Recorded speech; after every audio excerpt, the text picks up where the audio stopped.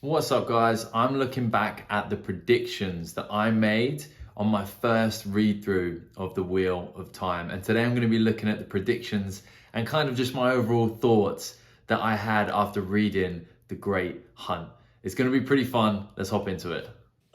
About this book. So if you haven't already read it, pause this video right now, quickly go and read the novel, and then restart it again. So, spoiler alert. The first person I want to talk about from this book is Nynaeve. Nynaeve is probably my favorite character. Her fury, anger, ethics, and just bullheadedness that she's going to get the right thing done and no one's going to stand in her way is amazing. I also think that That doesn't really change, and I talked about this in the last video as well. Nynaeve is probably the character that is truest to herself for the duration of the book, and her morals and who she is doesn't really change very much. So I think that holds true. The next couple of books, so my predictions for her, I think that she is going to quickly rise to be the Amiralin seat, so the head of the Aes Sedai. Well, that was obviously wrong. It was. I think it's a decent prediction to predict that one of our girls is going to become the Amiralin seat, because that wasn't something I think that was foreshadowed a lot immediately, because we met Swan in this book and Swan was pretty much all powerful and properly running things as the Amiralin. So got the wrong girl, but we were in the right direction. And I think she's going to be vital for getting rid of the Black Archer, and also vital for making sure that the people follow Rand. I think she's going to ensure that the Aes Sedai, all stand behind Rand. Those are good predictions, because she's kind of the only Aes Sedai and the last one who really sticks next to Rand when he's in his Darth Rand mode. So that's a decent prediction, and I think that's just her nature from being the wisdom of the village and looking out for those who came from the village and everyone else as well. So she really is the link as to why I think the Aes Sedai didn't give up on Rand, and why Egwene didn't give up on Rand during that turbulent, well, I was going to say turbulent period of time, but it was really like a turbulent 8 books. So decent prediction again. We're off to a hot start. I also think that Lan is an idiot for not marrying her straight away. Very valid. I know he had his reasons, and the connection was to Moiraine and to someone else afterwards, but come on. You get an opportunity to marry Nynaeve, like, that doesn't come around too often. Because I think I love her a little bit as well. Still very valid. Speaking of Lan, we really didn't get too much development from him.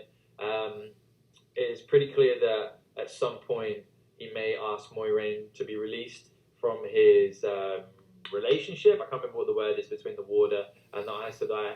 And she can see that coming as well. So hopefully he stops being wool-headed, as Egwene would say, and he sees that Nynaeve is the girl for him and me.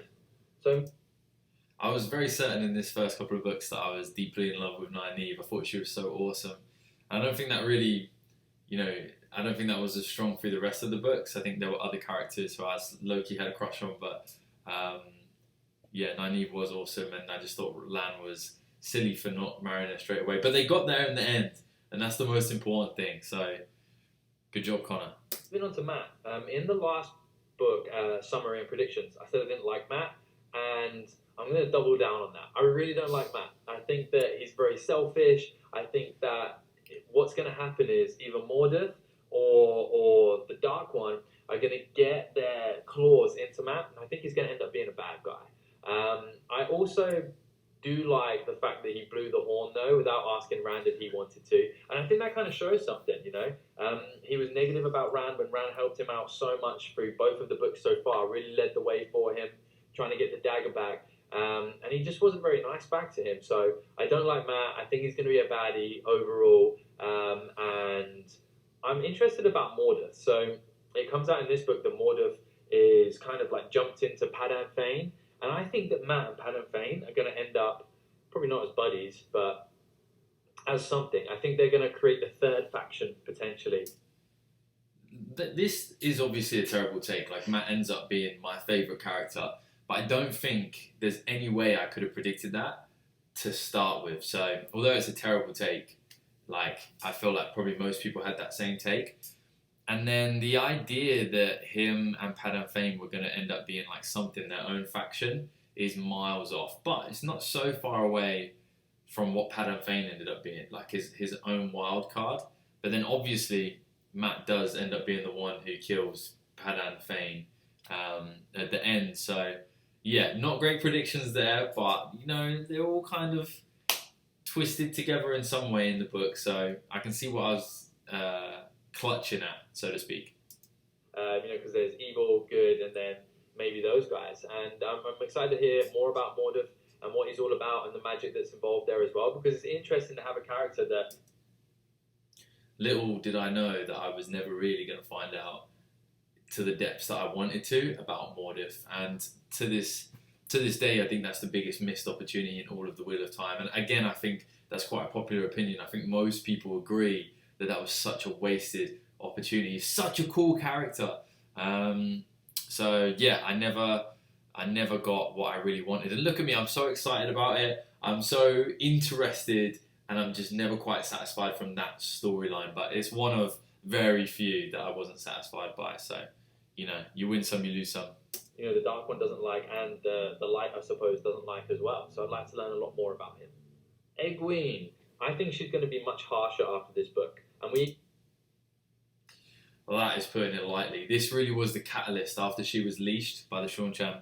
This really was the catalyst for the end of the Egwene we knew. And although it did take a little while for her determination to set in, it wasn't really until she became like an apprentice with the Wise Ones that we started to see the aggressive changes and level of determination that we come to know, and some people love, some people don't, but everybody respects. But this really was where it started. So that's a good shout by me. I saw that at the end of this book as well. Reading about how the leash, I can't remember the name for it, works, and the joy that those people who had the others on the leash took from that role just made me so angry. And that's I think why I can sympathise and empathise with Nynaeve so much about how she went about, you know, fixing things. And I think that Egwene's going to be really changed after this book. I think she's going to be much harsher. She's going to be much more focused on herself and a little bit more ruthless as well, which might be exciting. I also think that Egwene, as a prediction, is not going to end up with Rand. And I know that was foretold in the last book, but she seems to keep on passing up her opportunities. Speaking of who is going to end up with Rand, Min.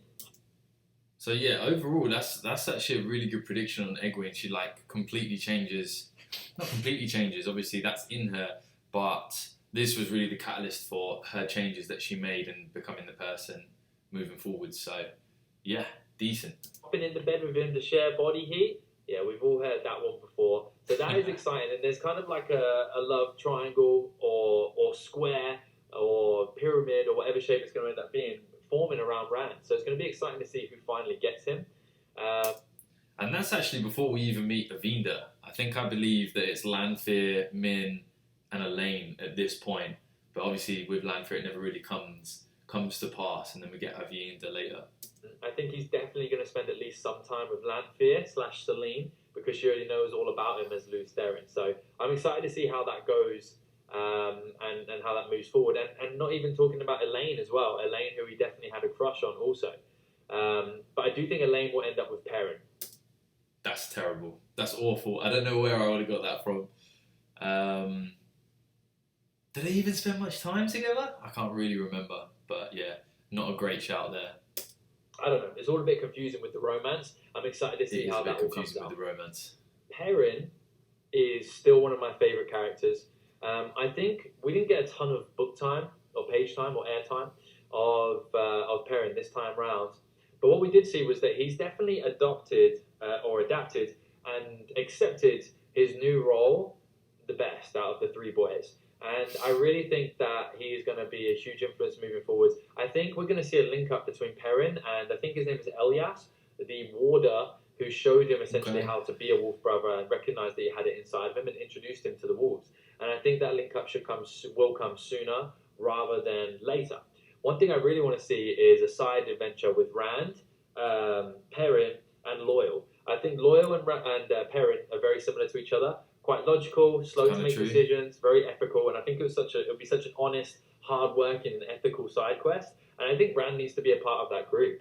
Loyal's obviously been a very steadying hand on Rand already, but to have Perrin there as well and see how he's accepted what's happening and moving forwards with it will be useful, because Rand is definitely having a tough time of it, accepting who he is and what's going to happen.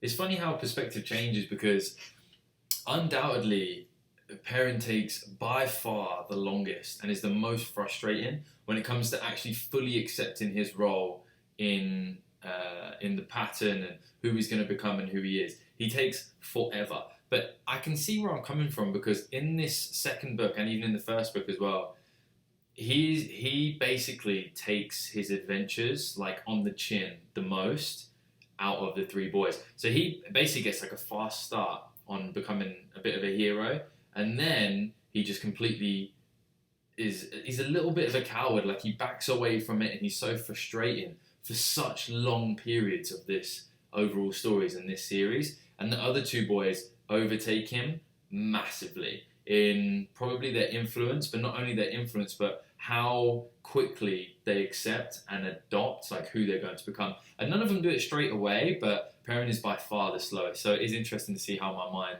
is changed when you get the rest of the story. But I do remember at the start, you know, he had a bit more influence, and he seemed to be just being like, okay, I'm going to go and crack on with this. Whereas the other two, you know, Mat was deep in the depths of the despair that the dagger brings, and Rand was obviously having a really tough time because he had Lews Therin in his head, which is probably unbearable. And not just in his head, he was Lews Therin, but obviously we didn't really quite get the concepts at the time.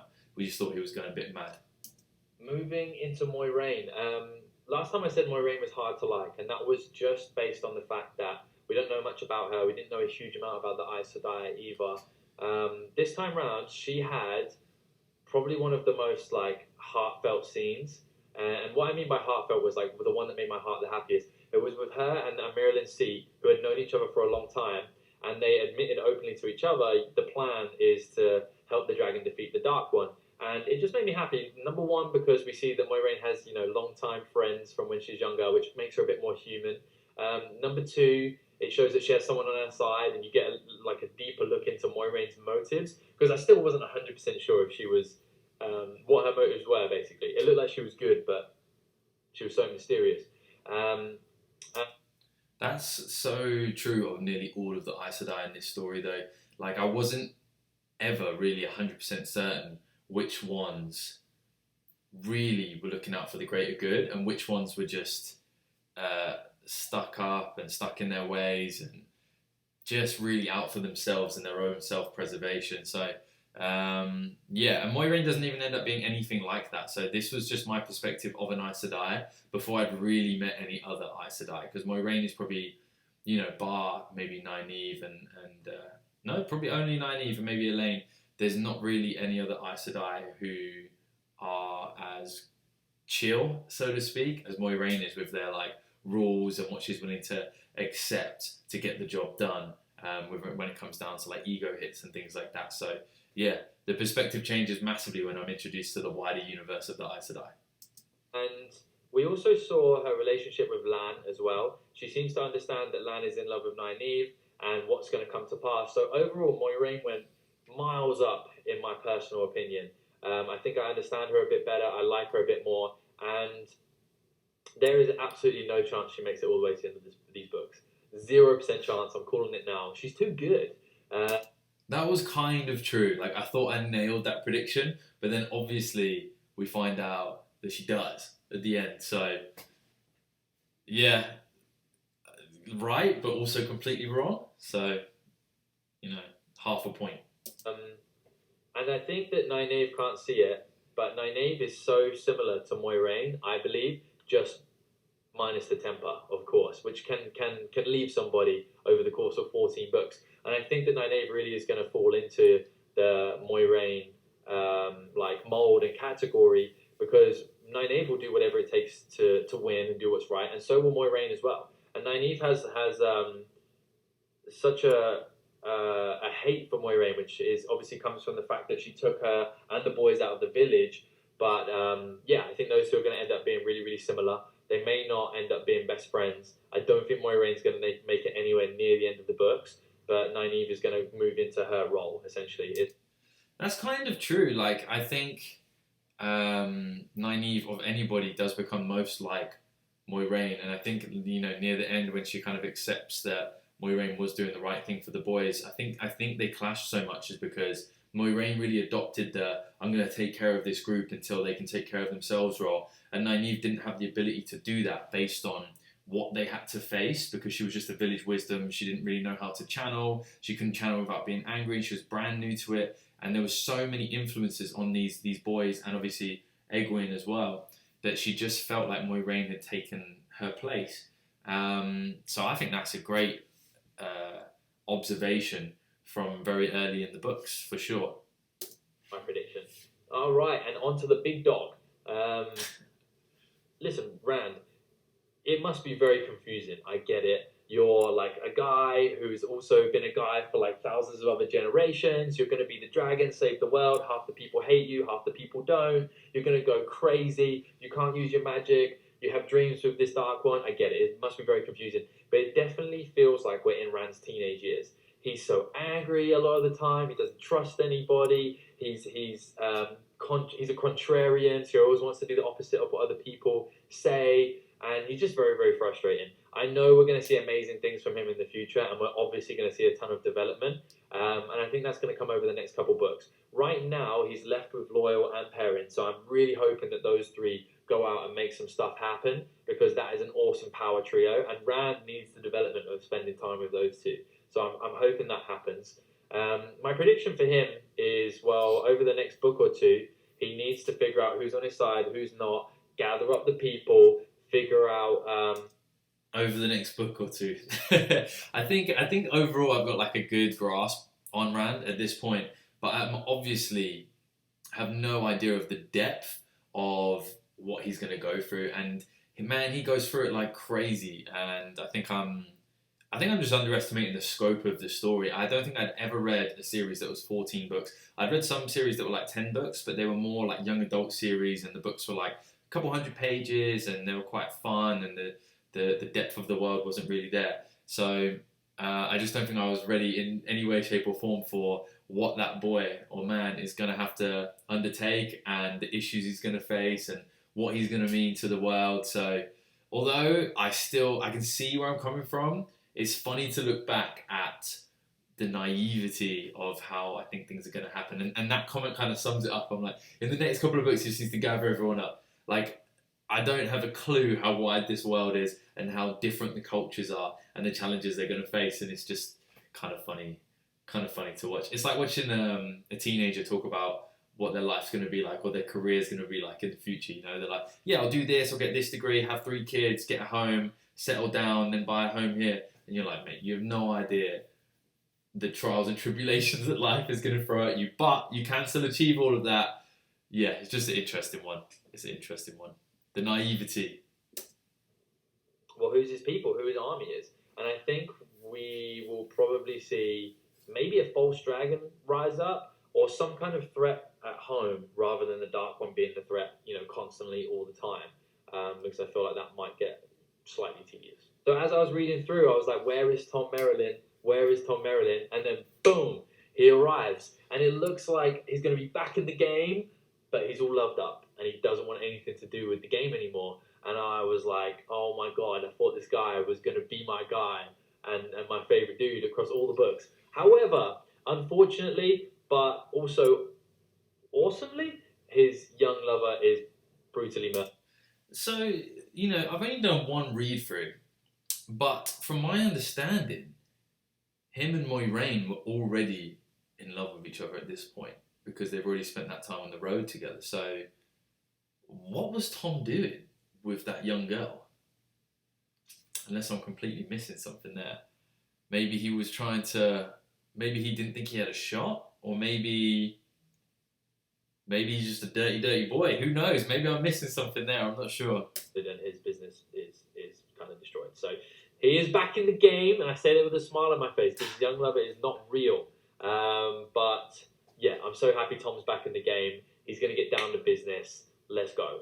My final shout out for I was pretty excited about Thom being back in the game, as we can see. But I was completely oblivious to him and Moiraine's relationship, if it was even fully, obviously it wasn't fully formed at that point, but like the start of it, I had zero knowledge. I'm sure when I go back and reread, I'll see like the signs and the foreshadowing, but yeah, at that point I was just excited Thom was back in the book, and you know that he had a young lover. I was impressed, I suppose.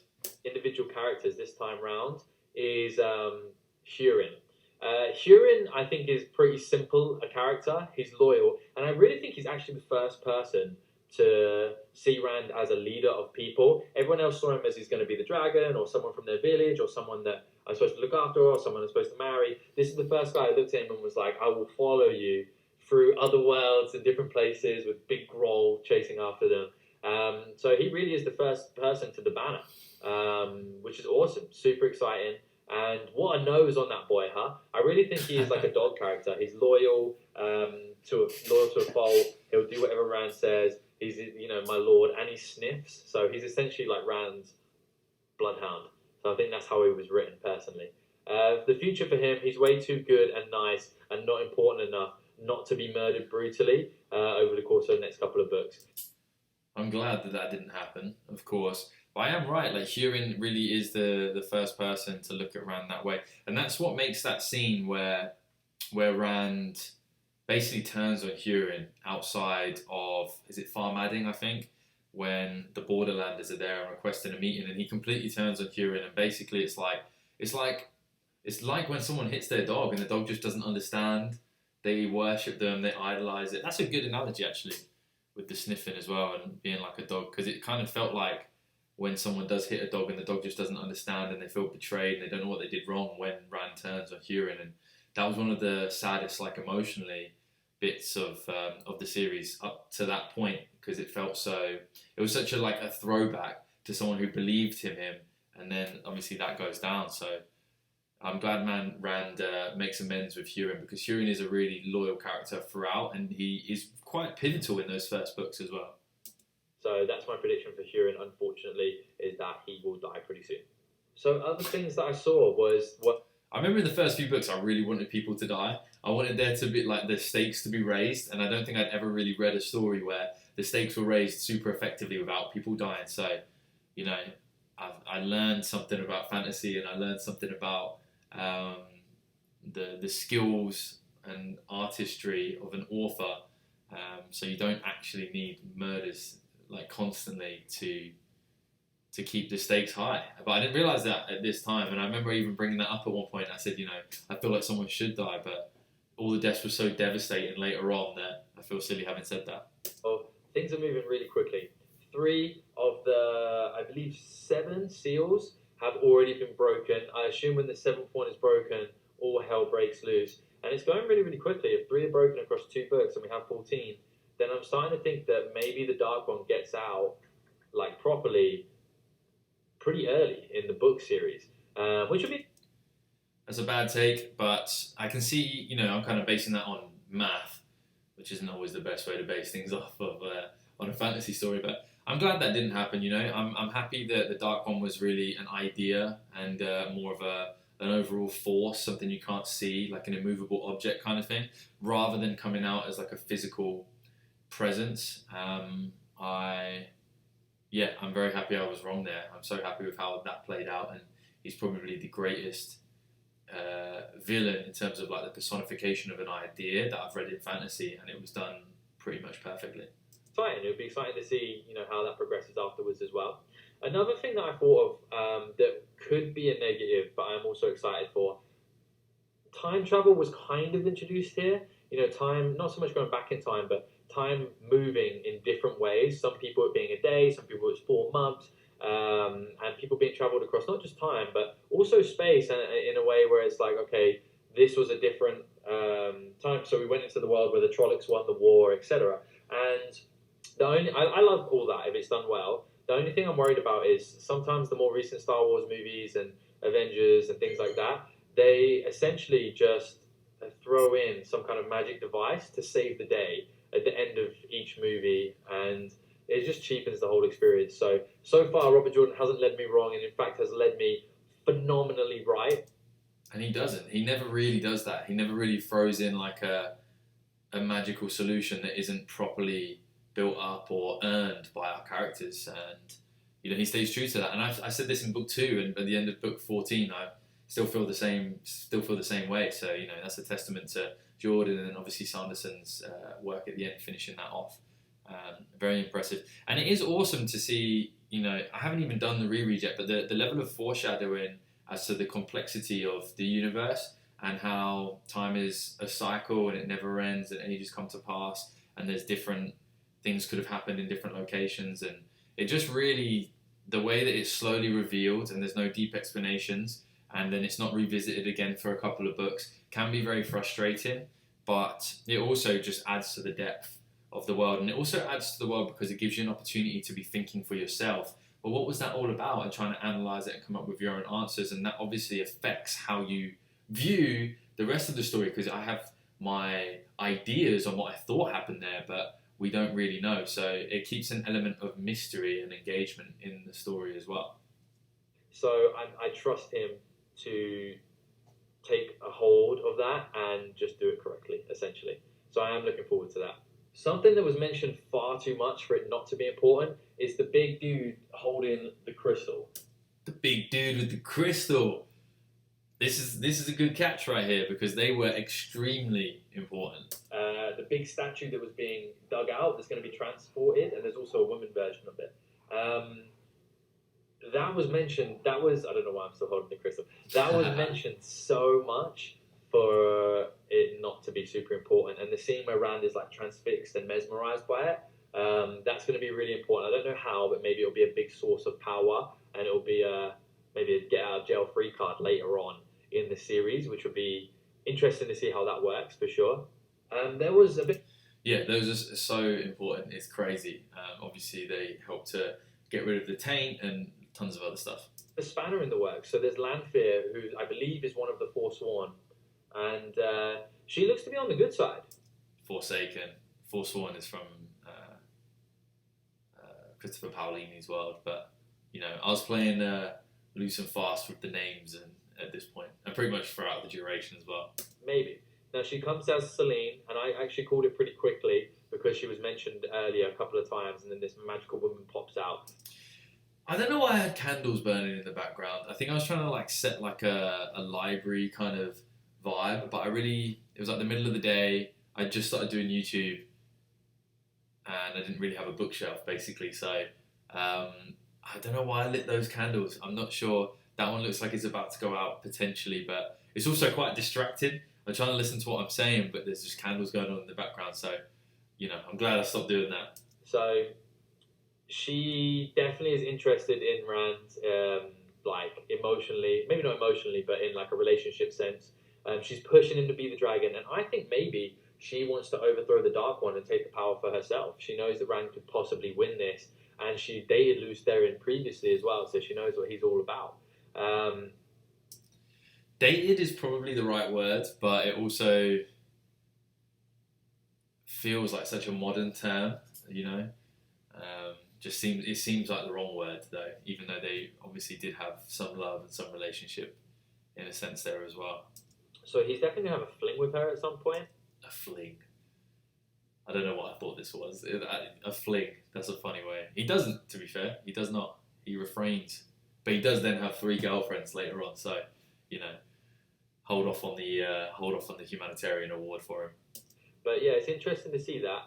The other thing was Ingtar kind of redeeming himself from a dark friend to somebody who moves into the light just at the end. Yes, this was awesome. This was something that really showed that there are grey areas and it wasn't so black and white, and obviously we get a lot of examples of that later on. But this was the first. This really interested me actually. I thought it was a good step forward in the story to show that things weren't just black and white, because black and white can be boring and it's not realistic. Life is grey, people have good parts and bad parts, and normally they're mostly one or the other, but the idea that it is fluid and it does change, and decisions, which is really the whole idea of the Dark One is that you choose that, and his influence, you choose to take it and you choose to do the bad things is important. So this was pretty pivotal to the story, much more pivotal than I probably realised here.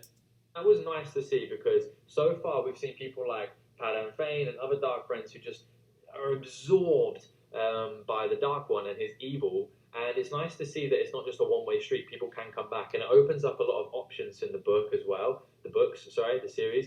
If it's not just a one-way street, like people can be turned back to the light, it makes it more interesting and exciting. I really hope in the next couple of books we go back to Two Fields. Maybe not all the characters. Two Fields. Obviously, I mean Two Rivers. Go back there, but I want to hear more about Thom, how the Two Fields is doing. Do they leave Two Fields and join like an army or the Dragon Reborn? But I think Thom is a badass, and I would really like to know more about him. It took forever to get Thom back into the story. Absolutely ages. And I think it's when Perrin goes back to defend the Two Rivers from the White Cloaks and the Trolloc invasion is when we see a bit of Thom. But then I thought that was going to be him back in the story, and it just takes forever. And I end up losing a bit of interest in Thom because I just don't think he's ever coming back into the story. But eventually when he does, he's exactly what we thought he was. But yeah, I was really excited to see a bit more of him at that point, and it took forever for that to happen. And I think that's quite common, like things that I had predicted that were quite on point don't happen anywhere near as quickly as what I thought they were. But I think it's just because I didn't get the scope of the story and the length of what I'd put myself in. So my overall prediction is that the next couple of books is going to be essentially about Rand figuring out who's going to back the dragon, who's not, maybe crushing some resistance from other mortals in the world that we're in. And one thing I hope doesn't happen is I hope we don't get like a Harry Potter format. Obviously, this was so that is what happens. Obviously, from book 3 up until the end, it really is like gathering the factions and crushing the opposition. But I don't think there's no way for me to grasp at this point the depth of what that's going to be like, and the development of the characters, and what we're going to learn about the world, and what we're going to learn about these characters, and what they're going to learn about themselves, and just the journey that you're going to go on. Like, it's impossible to imagine. It's like when someone tells you like their greatest achievement, and you're like, oh, that's cool, but really you can't begin to fathom what went into that achievement, and the hours and the effort and the trials and tribulations and the pain and the losses and the failures and the success and the smiles and all the emotions that go into it. So it's fun to look back and see how simple I thought it was all going to be. Way before Harry Potter, and Harry Potter probably took a lot of notes and has copied it. But so far, at the end of both books, there's just been a battle with the Dark One, and he's won it, and the Dark One's gone until the end of the next book. I hope that's not the formula. I hope that it switches up. I hope that maybe we don't see the Dark One for 2 books, and we have to fight a false dragon, or we have to. There's a war between the characters we already know and love, and I just hope that we get more different fantasy tropes and different relationships, and we don't have to see the same formula each time. So this kind of happens. Like, you can definitely tell in some books, Jordan just thinks, "Oh, I'm at the end of a book. I need to just throw in a big battle or a face-off or something like that." And that was a little bit disappointing. But what are you going to do? I also understand that he's an author and he needs to sell the books, and people need to be excited to read on to the next one. So it is what it is. Having said that, overall, I love this. And that's not true of every book. Like, exciting things happen throughout the course, and yeah, overall they're great. But some of the endings are a little bit forced. It was amazing. I think it was better than the first one due to the fact that there was definitely better than the first one. I think the first one's one of the weakest books of the entire series. So that's definitely true. So much going on, and we already knew the characters, so we could dive straight into story, and it really fleshed out some of the characters we already knew as well. And guys, that is everything. Well, there it is. Those are my thoughts. This is so fun.